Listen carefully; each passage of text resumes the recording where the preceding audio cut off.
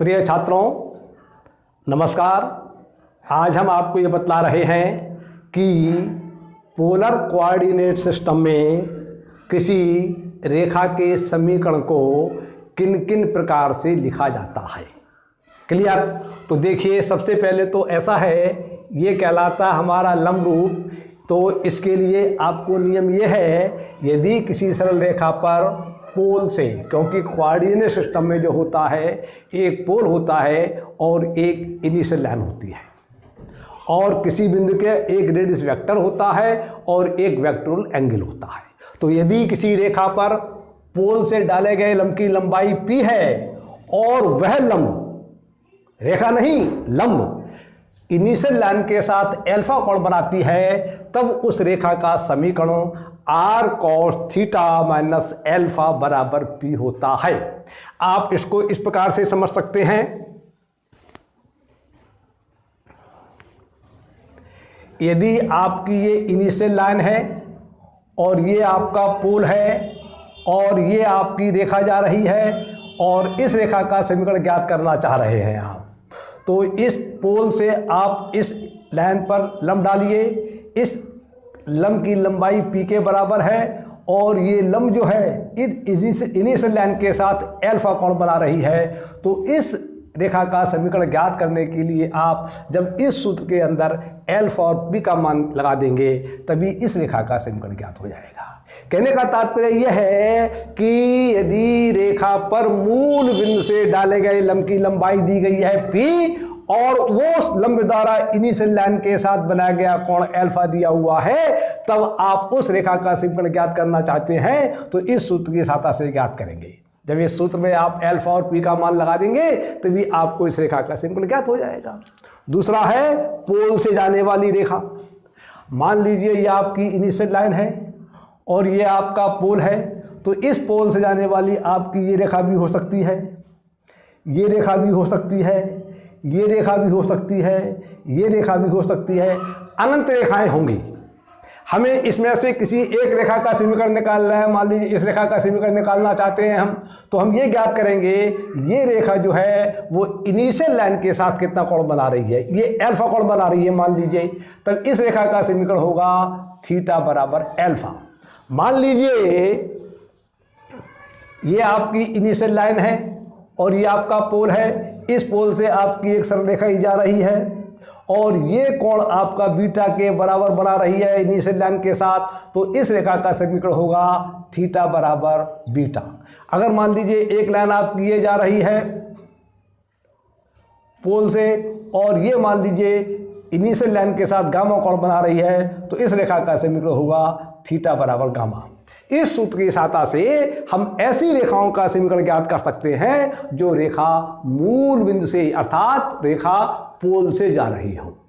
Cartesian form में, Cartesian coordinate system में जो काम मूल बिंदु करता है, पोलर फॉर्म में वही काम पोल करता है। ठीक, तो पोल से जाने वाली किसी भी रेखा का समीकरण होता है थीटा बराबर अल्फा, जहां अल्फा वह कोण है जो रेखा इनिशियल लाइन के साथ बना रही है। अब आगे आइए आप,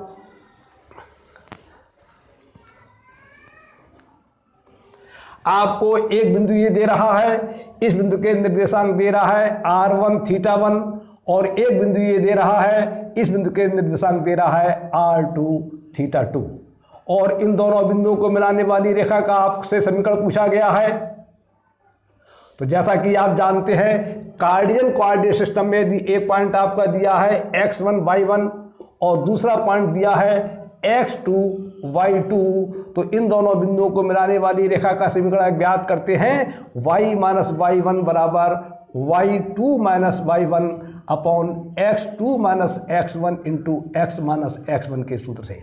इसी प्रकार से यदि आप पोलर फॉर्म में, कोई पोलर कोऑर्डिनेट सिस्टम में कोई प्रॉब्लम सॉल्व कर रहे हैं और वहां पर आपको दो बिंदुओं के निर्देशांक दे रहा है, पोलर कोऑर्डिनेट दे रहा है, और ये कहा गया कि इन दो बिंदुओं को मिलाने वाली रेखा का समीकरण ज्ञात कीजिए, तो आपको जिस समीकरण का सूत्र का प्रयोग करना पड़ेगा वो आपका सूत्र यह है, r1 into r2 sine theta 2 minus sine theta 2 minus theta 1 plus r2 into r sine theta minus theta 1 plus R into R 1 और into sine theta 1 minus theta बराबर 0। जब हम इसमें R1 R2 थीटा 1 थीटा 2 के मान लगा देंगे तभी एक हमें समीकरण प्राप्त हो जाएगा R और थीटा के पदों में। जिस प्रकार से कार्टेशियन सिस्टम में हमारे लिए रेखा के समीकरण x और y के पदों में प्राप्त होते हैं, इसी प्रकार से पोलर फॉर्म में जब हमें किसी रेखा के समीकरण प्राप्त होंगे, किसी परवलय के समीकरण प्राप्त होंगे, किसी वृत्त का समीकरण प्राप्त होगा तो वो हमें r और थीटा के पदों में ज्ञात होता है।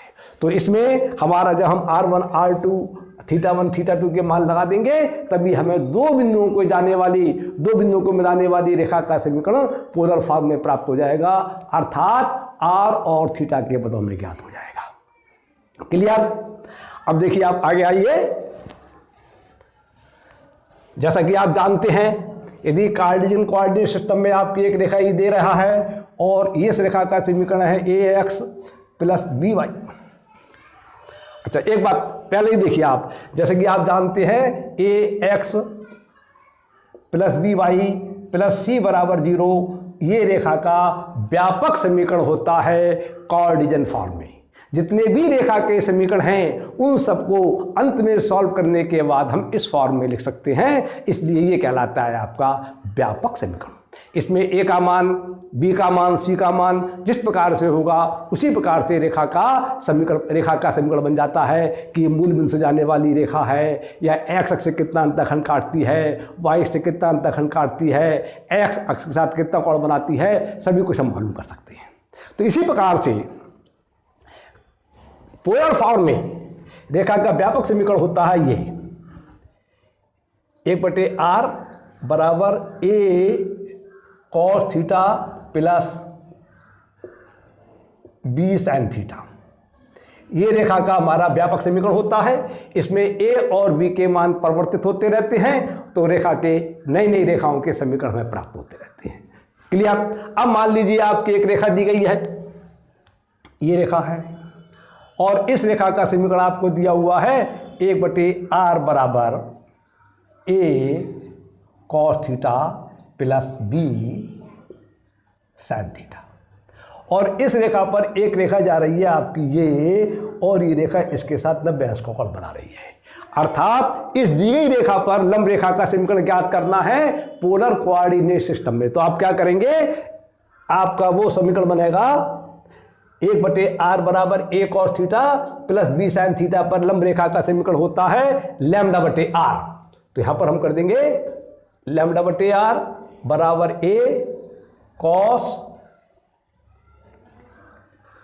Theta plus π/2 plus b sin theta plus π/2।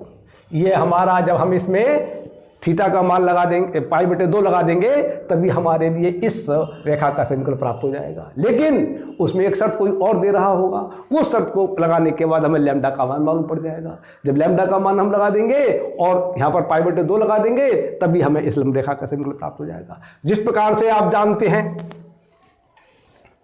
यदि आपकी रेखा जा रही है कार्टेशियन सिस्टम में ax प्लस by बराबर प्लस c बराबर 0, तो इस पर जो लंब रेखा होती है उसका समीकरण ज्ञात करने के लिए क्या करते हैं आप, यहाँ का गुणांक यहाँ पर ले आते हैं और यहाँ का गुणांक यहाँ पर ले आते हैं और यहाँ का चिन्ह बदल देते हैं और यहाँ पर आप लैम्डा लगा देते हैं। अर्थात रेखा का समीकरण होता है, लंब रेखा का समीकरण bx minus ay plus lambda बराबर 0। कभी आप लैम्डा इधर मान सकते हैं या इधर मान सकते हैं, इससे कोई विशेष अंतर नहीं पड़ता है। ठीक, तो इसी प्रकार से या तो आप लंब रेखा, इस पर लंब रेखा का समीकरण ज्ञात करना चाहते हैं तो आप इस तरह से भी ज्ञात कर सकते हैं, और यदि इससे आप मेल मिलाना चाहें तो इससे भी ज्ञात कर सकते हैं। आपकी रेखा का समीकरण दिया है 1/r बराबर a cos theta plus b sin theta. इस पर आप लंब रेखा का समीकरण ज्ञात करना चाहते हैं। मान लीजिए आपकी रेखा ये दी गई है, इसका समीकरण ये दिया हुआ है और इस पर आप लंब रेखा का समीकरण ज्ञात करना चाहते हैं। तो एक तो आप ऐसे कर सकते हैं, यहाँ पर r के स्थान पर 1/r के स्थान पर कर दीजिए λ/r और थीटा के स्थान पर कर दीजिए थीटा प्लस π/2। यहाँ पर भी कर दीजिए, यहाँ पर भी कर दीजिए। या आप ऐसा कर सकते हैं λ/r बराबर b cos theta minus a sin theta. ये आपका उसी से मिलता जुलता हो गया जैसा कि आप कार्डियल सिस्टम में करते हैं। तो इस प्रकार से आपको ये फार्मूले जो हैं वो याद होना चाहिए, और इन फार्मूलों का मतलब क्या है, इस फार्मूलों के कहने का तात्पर्य क्या है, वो आपको स्पष्ट होना चाहिए। फिर आप इससे संबंधित जब प्रश्नों को सॉल्व करेंगे तभी आपके सभी प्रश्न सही जाएंगे। इन फार्मूलों को बताने का उद्देश्य मेरा ये था कि जिससे कि आपको ये सूत्र आप मालूम हो जाए और आप इनका प्रयोग ठीक प्रकार से कर सकें। आज की बात पूरी होती है, मैं अपनी बात यहीं समाप्त करता हूँ। नमस्कार, धन्यवाद।